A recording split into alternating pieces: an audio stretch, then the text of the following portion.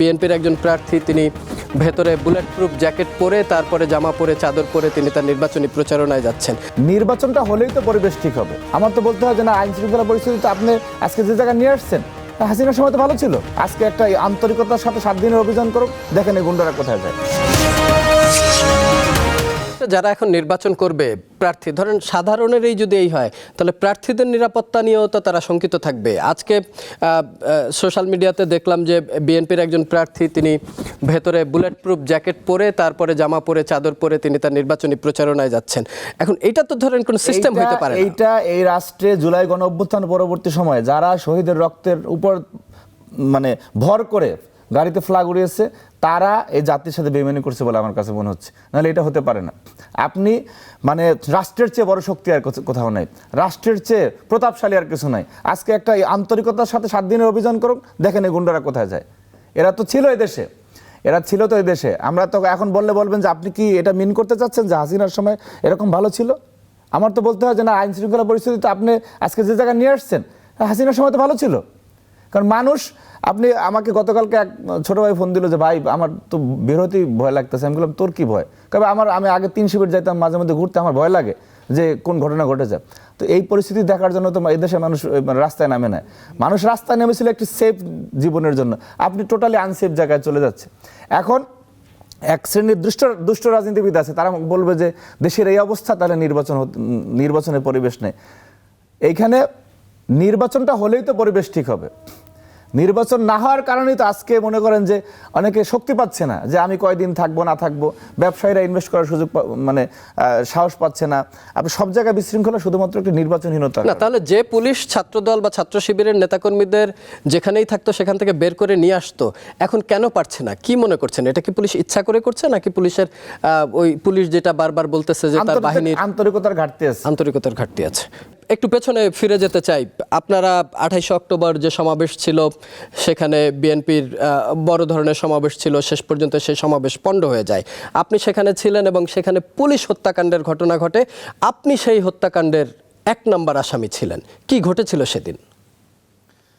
মানে আপনি যে প্রশ্নটা করলেন, এই প্রশ্নটি মানে নেয়ার মতো মানসিকতাই আমার নেই। কারণ হচ্ছে আমাদেরকে মা বাবা পাঠাইছিল বিশ্ববিদ্যালয়ে পড়ালেখা করার জন্য। তো এই যে পুলিশ হত্যা মামলার 1 নম্বর আসামি, এই কথা মানে যখন আমার দেখা গেছে গ্রামের কোন আত্মীয় স্বজন, তারা আসলে বাংলাদেশের রাজনীতির কালচারটা যখন বোঝে না, তারা এই প্রশ্ন শোনার পরে চিন্তা করে ছেলেটা মনে হয় খারাপ হয়ে গেছে। বিষয় হচ্ছে আপনি যেটি বললেন যে ওইটি একটা ঐতিহাসিক সমাবেশ ছিল 28 অক্টোবর। তো সেখানে একেবারেই যে বাকশালী কায়দায়, দানবীয় কায়দায়, গুন্ডা স্টাইলে যখন মানে বেসিক্যালি ডিবি হারুনের নেতৃত্বে যে হামলাটি শুরু হয়েছিল, সেখানে একটি মানে গণমানুষের অংশগ্রহণের স্বতঃস্ফূর্ত একটি সমাবেশকে কীভাবে পণ্য করে দিয়ে একটি নজিরবিহীন বাজে দৃষ্টান্ত স্থাপন করা যায়, সেটার একটা জঘন্যতম দৃষ্টান্ত ছিল 28 অক্টোবর কর্মসূচি, পুলিশ যে হামলাটি করেছে। আমি মানে মঞ্চের সামনেই ছিলাম। সেখানে একটা পর্যায়ে যখন হামলা মানে তীব্র থেকে তীব্রতর হচ্ছিল আর কি, টিয়ার গ্যাস, সাউন্ড গ্রেনেড ইত্যাদি ইত্যাদি, ছড়া গুলি, একটা পর্যন্ত সরাসরি গুলি করেছে।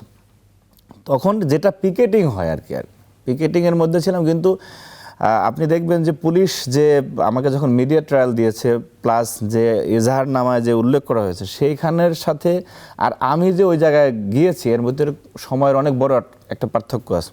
অর্থাৎ ওই যে পুলিশের যে সদস্য আমিরুল, উনি হয়তো বা দেখা গেছে ঢাকার বাইরে থেকে হাজার হাজার মানুষ আসছিল, বা আপনার এটা সাবোটেজ কিনা তাও আমি জানি না। মানে ওই ঘটনা ঘটার প্রায় 1.25 ঘন্টা পরে আমি ওই রাস্তায় গিয়েছি। আমাদের সংঘর্ষে হত্যা তো দূরের কথা, মানে একটা ঘটনা ঘটার 1.25 ঘন্টা পরে আমি ওই স্পট দিয়ে গিয়েছি, যার কারণে সিসিটিভি ফুটেজ, আর আমার সাথে আমার সহযোদ্ধারা ছিল, আর আমার তো একটা পরিচিতি আছে, সাথে লোকজন থাকে, যার কারণে পুলিশের দরকার ছিল একটা পরিচিত মুখকে আপনার মিডিয়া ট্রায়াল দেয়া যে এই ঘটনাটা তারেক রহমানের নির্দেশে তার কর্মীরা কেউ করছে আর কি। সেই কারণে আমার দুর্ভাগ্য যে আমি ওইখানে ওই মানে ফুটেজে দেখেছে যে আমি ওই রাস্তায় ছিলাম, যার কারণে গ্রেপ্তার এবং তৎপরবর্তী নির্যাতন সম্বন্ধে তো আপনি জানেন। কিন্তু এই হত্যাকাণ্ডের সাথে ন্যূনতম কোনো সম্পর্ক আমাদের ছিল না। সেই মামলার বর্তমান কি পরিস্থিতি? এটা এই পুলিশের রিপোর্টটা সম্ভবত দিয়ে দিয়েছে যে না, আমরা যে আপনার আমি কয়েকদিন আগে খোঁজ নিয়েছিলাম যে পুলিশি যে এটা তো আর আপনার চার্জশিট হয় না, আর পুলিশের তদন্তটা রিপোর্টটা দিয়ে দিয়েছে যে না আমাদেরকে উদ্দেশ্যমূলকভাবে ফাঁসানো হয়েছিল আর কি। আচ্ছা, আপনার নেতা তারেক রহমান দেশে ফিরলেন, দেশে ফেরার পর নিশ্চয়ই বাংলাদেশের রাজনীতিতে একটা গুণগত পরিবর্তন আসবে, আমরা এটা বিশ্বাস করি, হয়তো কিছু কিছু ক্ষেত্রে এসেছেও। আমরা পরপর বাংলাদেশের রাজনীতিতে দুইটা বৃহৎ জানাজা দেখলাম, একটা ওসমান হাদির, একটা বেগম খালেদা জিয়ার। বেগম খালেদা জিয়া যে রাজনীতি করতেন বাংলাদেশপন্থী বা ভারতের সাথে চোখে চোখ রেখে, আগামীর বিএনপি কি সেই একই রাজনীতি কন্টিনিউ করতে পারবে, নাকি আপনার নেতার মধ্যে কোনো পরিবর্তন আসবে?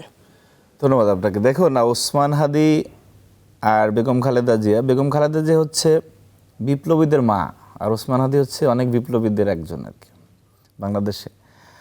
আর তারেক রহমানের কথা যেটি বললেন, তারেক রহমান ইতিহাসের একজন সৌভাগ্যবান ছেলে এবং দুর্ভাগ্যবান ছেলে আমার কাছে মনে হয় পাশাপাশি। কারণ ওনার যে কৃতকর্ম, উনি যে কাজগুলি করেছেন, একদম উনি কিন্তু হঠাৎ বিএনপির সিনিয়র যুগ্ম মহাসচিব হয়ে যাননি। একেবারে প্রাথমিক সদস্যপদ গ্রহণ করা থেকে শুরু করে বাংলাদেশের মাঠে ঘাটে পথে প্রান্তরে উনি বিএনপির তৃণমূলের কর্মী হিসাবে উনি ঘুরে ঘুরে যত কাজ করেছেন, এবং ওনার যে আলোচিত বিভিন্ন কর্মসূচি আপনি দেখেছেন, যে ইউনিয়ন প্রতিনিধি সভা করা, একদম তৃণমূলের কাছে যাওয়া।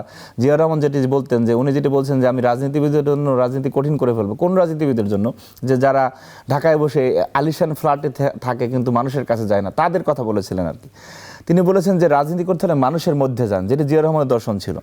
সেই কাজটি তারেক রহমান তার রাজনীতির প্রারম্ভেই তিনি শুরু করেছিলেন, এবং উনি এত জনপ্রিয় হয়ে গিয়েছিলেন যার কারণে কিন্তু আধিপত্যবাদী শক্তির একটা প্রবল থাবা ওনার উপর এসেছে। এবং ইতিহাসের, আমি কেন দুর্ভাগ্যবান বললাম, যে স্বাধীন বাংলাদেশের ইতিহাসে একজন ব্যক্তির ক্যারেক্টার অ্যাসাসিনেট করার জন্য যত রকম অপচেষ্টা দরকার সব তারেক রহমানের বিরুদ্ধে হয়েছে।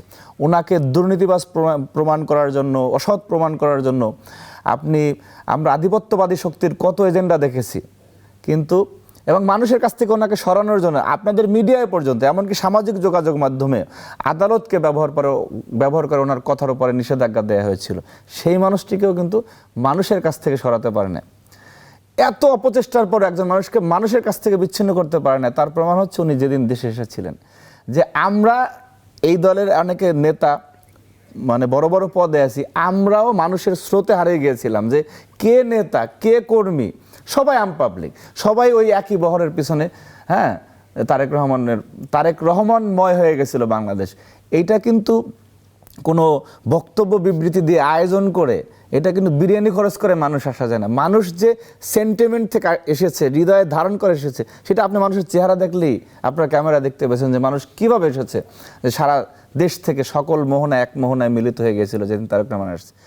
এবং কেন মানুষ 5 তারিখের পরে দেখেছে যে উনি যে বক্তব্য দিচ্ছেন সেগুলি এবং উনি যে কাজগুলি করতেছেন, এইগুলি বাংলাদেশের মানুষের সেন্টিমেন্টকে ধারণ করে, বাংলাদেশের মানুষের পালসকে অনুধাবন করে, এবং গণমুখী রাজনীতি যেভাবে করতে হয় উনি সেটাই করতেছেন। এটা দেখানোর জন্য করতেছেন না। আমরা অনেক দলকে দেখি যে উনি যে অভিনয় করতেছেন, অনেক দলের অনেককে দেখি, এটা বোঝা যাচ্ছে। কিন্তু তারেক রহমান দেখেন যে ওনাকে কেউ তৈলমর্দন করতে গেলে ওনার কাছে পাত্তা পাচ্ছে না। ওনাকে কেউ মানে অতি রঞ্জিত বিশেষণ দিলে উনি ওটা গ্রহণ করছে না। সম্প্রতি আমরা দেখেছি দুজন পা ধরে সালাম করতে গিয়েছেন। যেহেতু ওনারা ছাত্রদল করেছেন, তারেক রহমান ছাত্রদলের সাংগঠনিক অভিভাবক, সেটা আবেগের জায়গা থেকে ওনারা করেছেন। আমি মনে করি না ওনারা তৈলমর্দন করার জন্য করেছেন, আবেগের জায়গা থেকে। আমরা তো আমাদের বড় ভাই বাবা এদেরকে অনেক সময় পায়ে হাত দিয়ে সালাম করি, আমাদের কালচারে আছে, এটা হতেই পারে। বাট উনি যে মানুষের সেন্টিমেন্ট ধারণ করে রাজনীতিটা করতেছেন সেটা, এবং উনি যেটা বলছেন আই হ্যাভ এ প্ল্যান। এই যে আজকে এত ন্যারেটিভ দেখি তারেক রহমানের এগেনস্টে অনেকে অনেক কথা বলার চেষ্টা করে, উনি তো নির্দিষ্ট বিষয় নিয়ে এসেছেন যে আমি যদি হতে পারি আমি এই কাজগুলি করব, এবং তিনি এই কাজের মধ্যে আছেন। আপনি তারেক রহমানকে মানে এখন যে ন্যারেটিভগুলি দেওয়ার চেষ্টা করা হচ্ছে, প্রত্যেকটা জায়গায় উনি দেখেছেন যে জিয়া রহমান যে রাজনীতিটা করেছে, যে বাংলাদেশপন্থী রাজনীতি, খালেদা জিয়া যেটা করেছেন, উনি কিন্তু ওনার স্বমহিমায়। যে আপনি গতকালকে উনি দেখলাম যে মাহমুদুর রহমান মান্না ভাই একটা বিষয়ে বাইট করতেছিলেন। মান্না ভাই বলেছেন যে তারেক রহমান নিজে বলতেছেন যে আমি যদি কোনো ভুলে আপনারা সমালোচনা করবেন, সেটা অনুরোধ। কিন্তু এখন তারেক রহমান আসার পর যে বিষয়টি নিয়ে বিপক্ষ রাজনীতি দলের সবচেয়ে বেশি অভিযোগ, বা আপনি দেখেছেন যে জামাতের আমির বা অন্য নেতারাও কয়েকবার বলেছেন যে তারেক রহমান আসার পর পুরো রাষ্ট্র বা এই ইন্টারিম গভর্নমেন্ট তারেক রহমান বা বিএনপির উপর ঝুঁকে যাচ্ছেন, এটা কি আপনাদের মনে হচ্ছে কিনা, এবং এটা আগামীর গণতান্ত্রিক যে প্রক্রিয়ার মধ্য দিয়ে সরকার গঠিত হবে সেখানে কোনো ব্যত্যয় তৈরি করবে কিনা? দেখুন, এটা তো মানে ঝুঁকে যাচ্ছেন বিষয়টা এরকম না, বাস্তবসম্মত বিষয়। কারণ জামায়াতে ইসলামীর এখন তো বিএনপির প্রধান প্রতিপক্ষ এটা এক্সিস্ট করতেছে, তো জামায়াতে ইসলামী, এটা তো সত্য। তো জামায়াতে ইসলামীর এখন যে আমির, উনি কি মন্ত্রী ছিলেন দেশের? কিছুই ছিলেন না উনি। এরপরে পরের যারা নেতারা আছেন এরা কেউ দু একজন এমপি টেমপি ছিল, এদের রাষ্ট্র পরিচালনার কোনো অভিজ্ঞতা নাই। আপনি ইসলামী ব্যাংক চালানো আর ফাইন্যান্স মিনিস্ট্রি চালানো তো এক জিনিস না। সুতরাং বাংলাদেশের মানুষ এটা সহজে অনুমেয় বিষয় যে এরা 3বার রাষ্ট্র ক্ষমতা ছিল, এদের অভিজ্ঞতা আছে। বিএনপিতে ডজন ডজন নেতা আছে যারা রাষ্ট্রের নেতৃত্ব দিতে পারে, এবং আপনি এটা তো উঠন্তি মূল্যপত্তনেছে না, যেটা দেখলেই তো বোঝা যায় যে না, এই দলটা ক্ষমতায় আসতে পারে। এবং উনি যেহেতু দীর্ঘ 1.5 দশক দেশের বাইরে ছিলেন, উনি বিএনপির মতো বড় দলের চেয়ারপারসন। মোস্ট ইম্পর্টেন্টলি ওনার মা মারা গিয়েছেন। আপনার মা মারা গেলে তো সমাজের গণ্যমান্য ব্যক্তিবর্গ আপনাকে, যদি আপনি গণ্যমান্য হন, তারা সান্ত্বনা দিতে যায়। সেই প্রক্রিয়া অংশ হিসাবে কিন্তু অধিকাংশ লোক গিয়েছেন। ওনারা যদি এই সমালোচনাটা করে থাকেন তাহলে ওনারা তো গিয়েছেন, তাহলে আপনি কেন গিয়েছিলেন? আপনি তো হয়তোবা সহমর্মিতা জানাতে গিয়েছেন, অথবা রাষ্ট্রের কোনো কথা বলতে তাকে গুরুত্বপূর্ণ মনে করেই গিয়েছেন।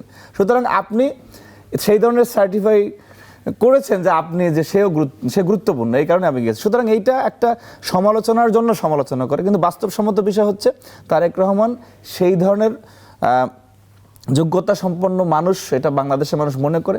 দেখেন মাহমুদুর রহমান মান্না এবং সাংবাদিক মাহমুদুর রহমান, ওনারা কিন্তু প্রচণ্ড সমালোচনা করেছেন দীর্ঘদিন, কিন্তু ওনারাও কিন্তু গিয়েছেন, কারণ তারা জানে। এবং এটা কিন্তু আমি এটা খারাপভাবে দেখছি না, এটা রাজনৈতিক সৌন্দর্য। গণতন্ত্রের মধ্যে যে সমালোচনা থাকবে, আপনি দোষ ত্রুটি ধরিয়ে দেওয়ার বিষয় থাকবে, তাহলেই তো মানুষের শেখা যায়। আমি মনে করি যদি কেউ আমার সমালোচনা করে, সেখান থেকে আমার অনেক শেখার আছে, নাহলে তো আমি বুঝবো না যে আমি কোন কোন ভুলগুলি করতেছি।